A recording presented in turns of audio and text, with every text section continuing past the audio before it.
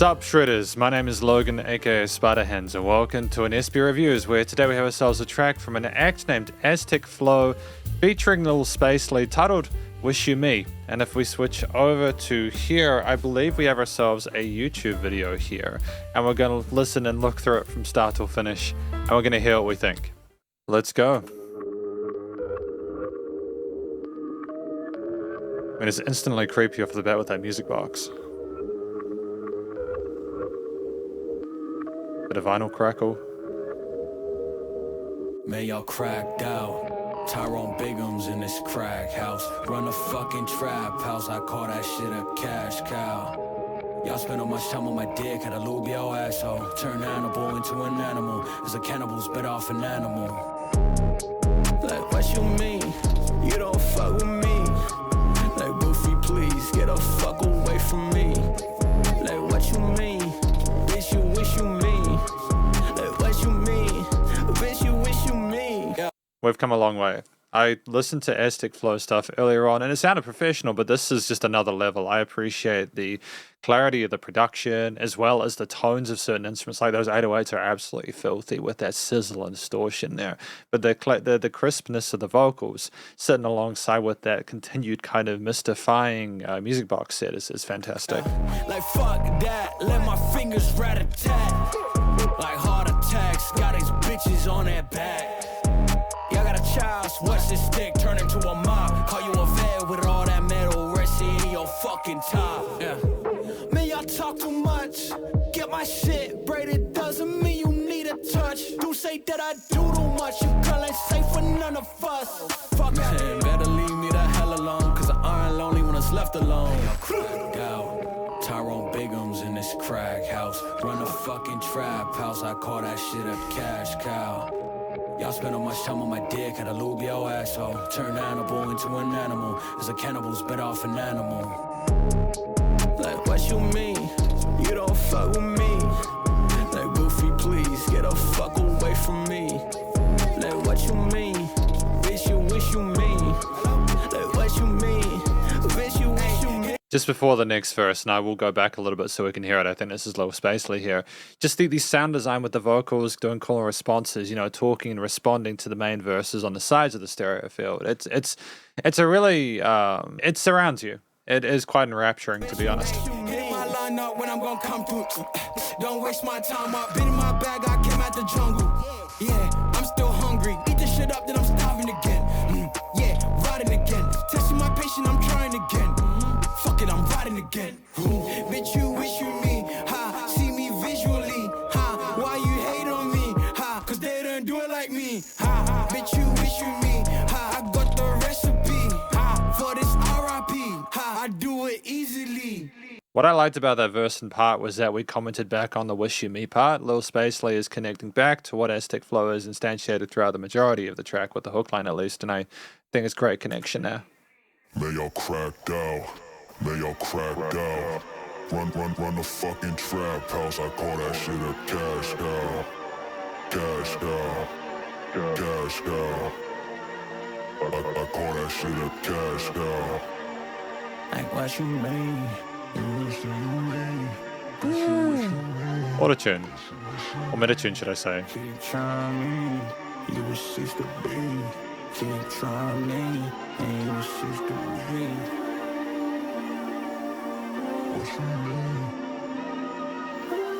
Shout out to Don Sahand for the mix and master here. It's really tight. Like, this is commercial grade.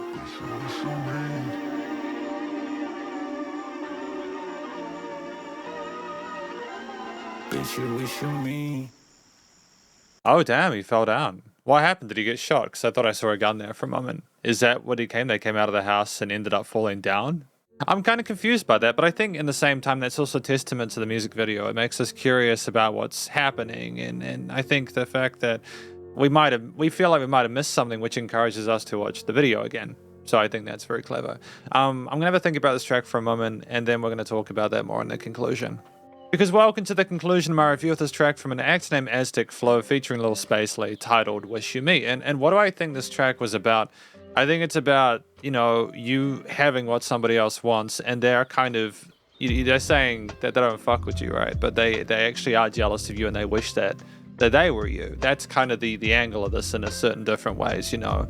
Like I think that that's fairly understandable and easy to get behind. It's a sort of a topic that is part of the hip hop and rap genre, you know, like the whole kind of legitimacy and authenticity and kind of like the fronting stuff. And I think that in this instance, I think it works really well. I think that it's an accessible topic that a lot of people will sort of be able to relate to, because jealousy is a shared human emotion and experience. And yeah, it's cool. It was an authoritative vocal performance from both Aztec Flow and Lil Spacely.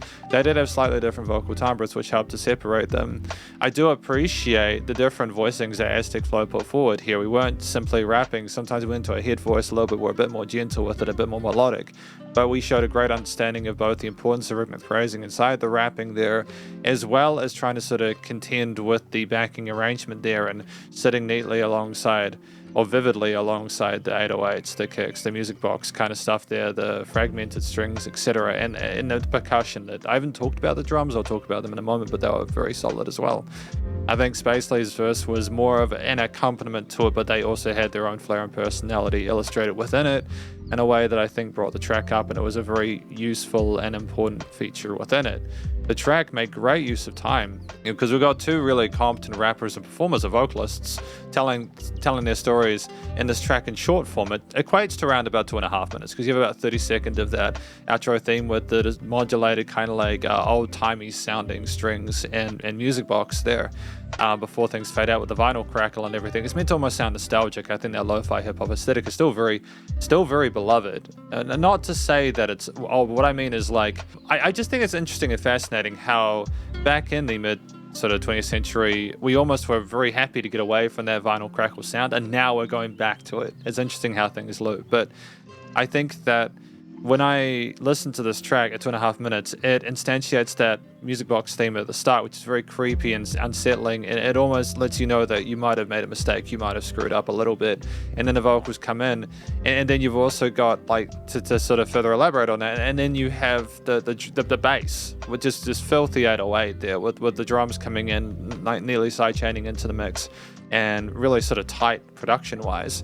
And just those main ingredients there, in addition, there's maybe some other sort of string parts or whatever, there are some other synthy bits there, with the vocals being the main start of the show and the main focal point around the stereo field and in the center, with the different main parts and the call and responses on the sides. You've got a theme which has enough variety in its short form to maintain engagement, whilst also sort of like suiting what the story is and what the vocalists are trying to communicate. But if I talk about a few of the different instruments and why I appreciated them, I think the music box, it had some extensions within it. It wasn't just trying to be happy or sad. There was a sense of uncertainty, predominantly because of the dilution of the intensity of the whole kind of like, is it sad or is it major minor thing? It was what I'm sort of trying to communicate, is that it almost sounds sophisticated in its creepiness, and what that allows for is that sense of trepidation there that is further, you know, put forward with the story and such. But the 808 comes in as a lower force in the bottom end, you know, being with that sub bass, but also that sizzle and that kind of, it just cuts into the mix. It just barrels through. It's very, very strong. And I think that not only does that sound cool, it also works as sort of a more formidable contrast to what's going on with the music boxes.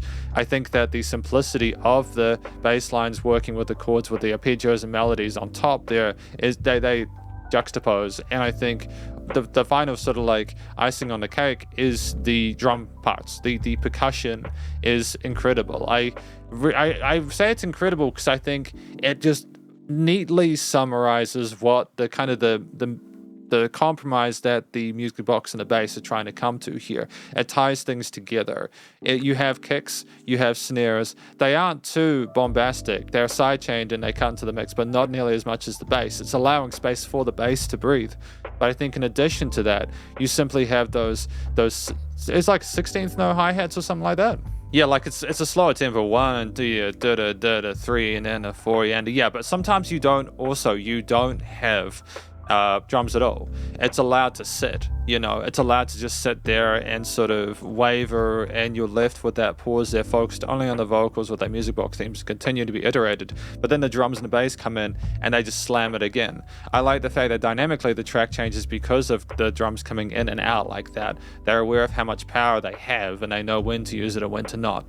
And I think that the rhythm, the tightness of the drum beats with some offbeat kicks and snares, it's groovy enough to be 2.5 minutes long and not. But then you don't have it sometimes, so that makes it more interesting. But effectively, you have the combination of these elements, which are staples of the genre, but are canvassed incredibly well here. And you've just got an overall theme, which is trying to sound, again, authoritative, rugged, in your face, abrasive. It's trying to stare you down and let you know that we see it. We see you.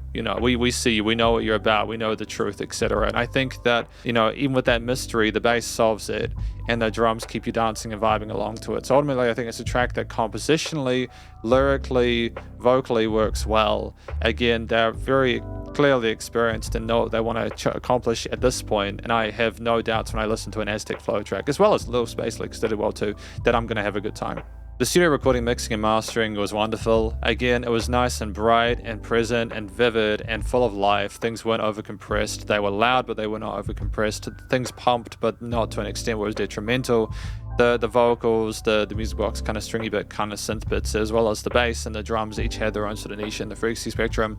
Part of that was because we didn't oversaturate the arrangement with more instrumental layers. I think it just would have been a little bit too nuanced if that was the case. I mean, not nuanced. I think it would have been a little bit too full sound if that was the case. You would have had arguments and it would have gotten a bit too overcomplicated. That the reductivist mentality with the layers allows for things to stand out a bit more and for the vocals to be more approachable. I think that the sides of the stereo field were panned out as well, though. You had the vocals double tracked. I was going to mention that. The vocals were double tracked in the start, and that filled things up really neatly. You were like, oh, the vocals are surrounding you, and boom, the drums and bass come in, and things. It's a really endearing experience, not just with the mains and the double tracking, but also, again, the call and response there. So the production was tight, the panning was solid. Things were nicely niched and leveled. Leveling was tight as well. There was dynamic range in part due to the fact that it was like a tight master, but having the drums come away made things quieter and things came to and fro, which was the right thing to do there. And it was just nice and loud because the bus compression limits we handled. I mean, effectively, this is my review of this track from an act named Aztec Flow, featuring Lil Spacely, titled Wish You Me, and hopefully you enjoyed it. If you did, please do go show them some love via their various social medias and YouTube page, and stay cool and stay safe, and please remember to support your local musicians and artists at this point in time, as he the hell more than ever thought of crazy stuff going on in the world, and I'll catch you in the next review. Spiderhands out.